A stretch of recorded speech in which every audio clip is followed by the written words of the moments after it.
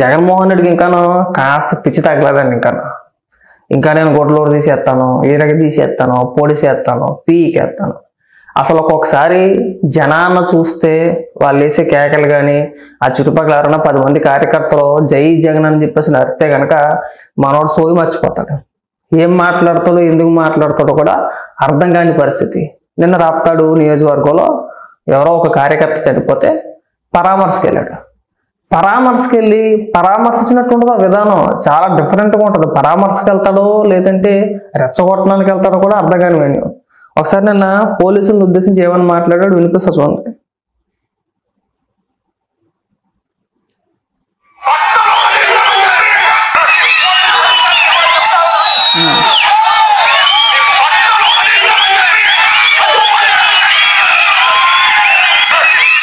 చూసారా, ప్రతి పోలీస్ అధికారికి చెప్తున్నా మీ బట్టలు ఓడదీసి కొడతాము అని చెప్పేసి మాట్లాడుతున్నాడు ఈ ఆర్థిక నేరగాడు. ఎవరిని? పోలీసు వాళ్ళని. వాళ్ళ లేకపోతే గుమ్మంలోంచి అడిగి బయటికి వెళ్ళాడు. మళ్ళీ పోలీసులు లేకపోతే గుమ్మం దాటి బయటికి వెళ్ళాడు. నేను బట్టలు ఓడదీసి కొట్టేస్తాను.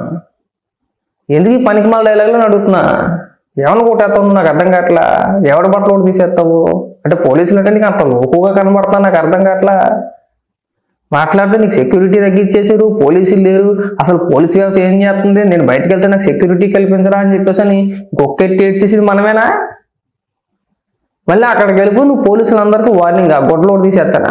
ఇది ఒక ఫ్యాషన్ అయిపోయింది. 2-3 సందర్భాలు బట్టి ఇది ఒక ఫ్యాషన్ అయిపోయిందండి.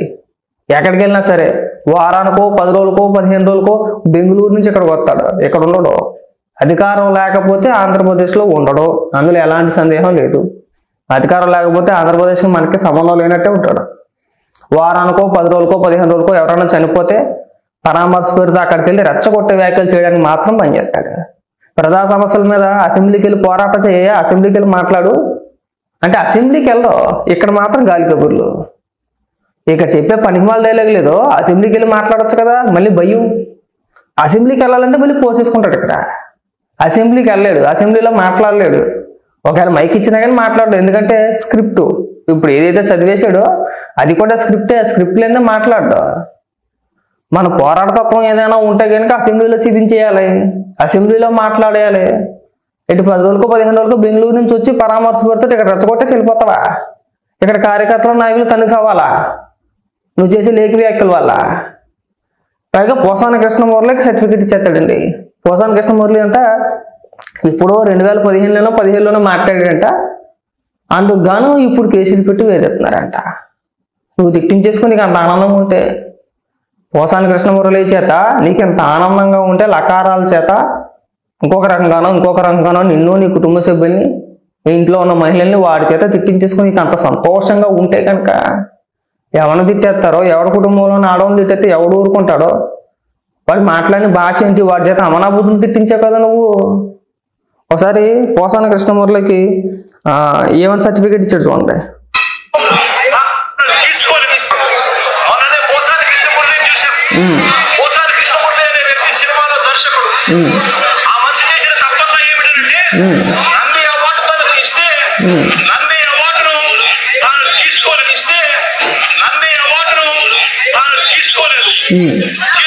తీసుకోకుండా వివక్ష పాటిస్తున్నారు అని చెప్పి ఒక స్టేట్మెంట్ ఇవ్వడం ఆయన చేసిన తప్పు. 2017లో ఆయన చేసిన ఈ తప్పుకు ఈ రోజు ఇన్ని సంవత్సరాల తర్వాత ఆయన మీద 18 కేసులు పెట్టి ఆయన జైలు చుట్టూ తిప్పి. ఆడెవడో రాసాడు, ఆడికంటే బుర్ర లేదు. చదివే నీకైనా బుర్ర ఉండాలి కదా. 2019 వరకు తెలుగుదేశమే కదా అధికారంలో ఉన్నది. ఒకవేళ పోసాని పైన కేసులు పెట్టాలనుకుంటే అప్పుడే పెడతారు కదా. అప్పుడు చర్యలు తీసుకోలేరా? మీకు తెలియదు ఎందుకు అరెస్ట్ చేశారు ఏంటి, మా నోటు చేసిన వ్యాఖ్యలు ఏంటని మనకు తెలీదు. ఏ విధమైన భాష మాట్లాడాడు. చంద్రబాబు నాయుడు గారు అరెస్ట్ అయినప్పుడు భువనేశ్వరి గారిని ఉద్దేశించి, బ్రహ్మణి గారిని ఉద్దేశించి, చివరికి దేవాంశను కూడా వదలలేదు కదా. నీ సాక్షిలో కూర్చునే మన సాక్షిలో కూర్చోబెట్టి ఎన్ని మాటలు మాట్లాడిపించాం మనం. చంద్రబాబు నాయుడు గారిని ఎన్ని రకాలుగా దూషించాం మనం, తిట్టించేసాం కదా. ఒకసారి మీరు అధికారంలో ఉన్నప్పుడు పోసాని ప్రెస్ మీట్లు అధికారికంగా పెట్టినయ్యే మీ సాక్షిలో మాట్లాడిన మాటలు కూడా ఉన్నాయి. ఈ ఈశ్వర్ గారితో కూర్చొని ఒకసారి చూడండి. వాడు మాట్లాడిన భాష, వాడి ఎటకారం వెగిలితనం తెలుసు తెల్లి. ఈ అప్పబాయ డైలాగులు ఎందుకు జగన్మోహన్ రెడ్డి? వెళ్ళామా, పరామర్శించామా, ఆ కుటుంబానికి ఏదైనా సహాయం చేయాలనుకుంటే ఆర్థిక సహాయం చేయాలి, కానీ రెచ్చగొట్టేసి వచ్చేస్తామా? మళ్ళీ 10 పైసలు ఎవరికి కూడా, ఎవరికి 10 పైసలు ఇవ్వడండి. ఏ కార్యకర్తకి కూడా 10 పైసలు ఇచ్చిన చరిత్ర జన్మలో లేదు, అసలు ఇప్పటి వరకు అయితే లేదు. ఎప్పుడైనా చూసారా? పరామర్శకు వెళ్ళినప్పుడు ఇగో పార్టీ తరఫున ఆర్థిక సహాయం కిందో లేదంటే నా వ్యక్తిగతంగానో నేను మీకు ఓ 10 లక్షలు ఇస్తున్నానో, 5 లక్షలు ఇస్తున్నానో, 10,000 ఇస్తున్నానో, లేదంటే ఒక 50,000 రూపాయలు ఖర్చుల మందనకన్నా ఉంచానని చెప్పేసి అని ఏ రోజైనా ఎక్కడైనా చెప్పాడా? ఇచ్చినట్టు మనం చూసామో మన కళ్ళతోటి లే. పైగా నేను ఒక మ్యాప్ వేసారు, వీళ్ళే ఈ వైసీపీ కార్యకర్తలే ఆ హెలికాప్టర్ రెక్కలు ఇచ్చేయడం, హెలికాప్టర్ మీద దాడి చేయడం, అక్కడ ఉన్న లోపల ఉన్న సామాన్లు ఎత్తుకెళ్ళిపోవడం, ఈ దొంగ బ్యాచ్, ఈ పేటీఎం బ్యాచ్ ఇంతకు మించి తెలిసిందేమి లేదు. పైగా దాని మీద అనుమానాలు ఉన్నాయట.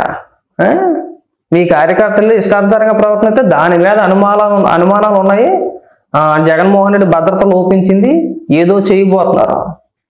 బాబాయ్ విషయం తీసుకోండి, బాత్రూమ్ నిండా రక్తమే, ఒంటి నిండా గాయాలే, అప్పుడు ఎలాంటి అనుమానాలు లేవు, డైరెక్ట్గా గుండెపోటు అని చెప్పేసారు అలా. ఇప్పుడు వీళ్ళ కార్యకర్తలు వెళ్ళి హెలికాప్టర్ ధ్వంసం చేసేస్తే దానిపైన అనుమానాలు ఉన్నాయి. అన్ని ఇలాంటి డైలాగులు, రెచ్చగొట్టే వ్యాఖ్యలు.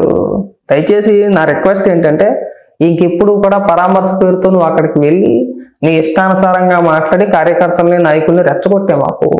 ఈ రెచ్చగొట్టడానికి తప్ప నువ్వు దేనికి పనిచేయమన్నా. రెచ్చగొడతాడు, మళ్ళీ బెంగళూరు వెళ్ళిపోతాడు, మళ్ళీ 10 రోజులకు 15 రోజులకు వస్తాడు. నీకు ఏదైనా అంత ఓపిక ఉంటే కనుక అసెంబ్లీ సమావేశాలు జరిగినప్పుడు అసెంబ్లీకి వెళ్ళి అక్కడ ఏదైనా మాట్లాడాలనుకుంటే మాట్లాడితే అదొక అందం. కానీ ఇలాగా శవం కనిపించినప్పుడు ఎవరైనా చనిపోతానో వెళ్ళి పరామర్శ పెడితే వెళ్ళి రెచ్చగొట్టేస్తే అది నీకు నీ పార్టీకి కూడా మంచిది కాదు. ఆల్రెడీ ఒక ముద్ర అడిపోయింది. ఇంకో అధికారం లేకపోతే రాష్ట్రంలో ఉండటరా, మనల్ని పట్టించుకోడు, బెంగళూరు వెళ్ళిపోతాడు, మనం పోతే కానీ రాడు అనేది మీ కార్యకర్తల్లో నడుస్తున్న టాకింది. నువ్వు దయచేసి ఈ అబ్బాయి డైలాగులు కొట్టి నేను బట్టలు ఇప్పేస్తాను, బట్టలు ఎంపించేస్తాను, అలాగే ఆ గోరంట్ల మాధవ్ చేత అలాగే చేయించు, మీ పార్టీలో తీసుకొని బట్టలు ఇప్పించేసావు. అటు బట్టలు ఇప్పించి అందరికీ చూపించేసాడు. చూసావు కదా నువ్వు కూడా. అలాంటి పరిస్థితులు ఏం తేవద్దు. ఎవరు ఊరుకోరా, పోలీసులు కూడా నీకు గట్టిగానే రియాక్ట్ అయ్యారు. చూసావా? అసలు ఎవడో నువ్వు, ఎవడ బట్టలు ఇప్పేస్తావు, నువ్వు ఏం మాట్లాడుతున్నావు, అసలు నీ స్థాయి ఏంటి, నువ్వేంటి, మా బట్టలు ఇప్పడం ఏంటి, అసలు నువ్వు నాకు అర్థం కావట్లేదు. చూడు ఒకసారి సోషల్ మీడియాలో వైరల్ అవుతున్నాయి, టీవీ ఛానల్స్లో కూడా వస్తుంది. నిన్న మొన్నటి వరకు ఏ పోలీస్ అధికారైనా నీ గురించి మాట్లాడా? లేదు. మనం ఎంతవరకు మాట్లాడాలో అంతవరకు మాట్లాడాలి. అది మించిపోయి మాట్లాడితే ఇలాంటి పరిణామాలు ఎదురవుతాయి.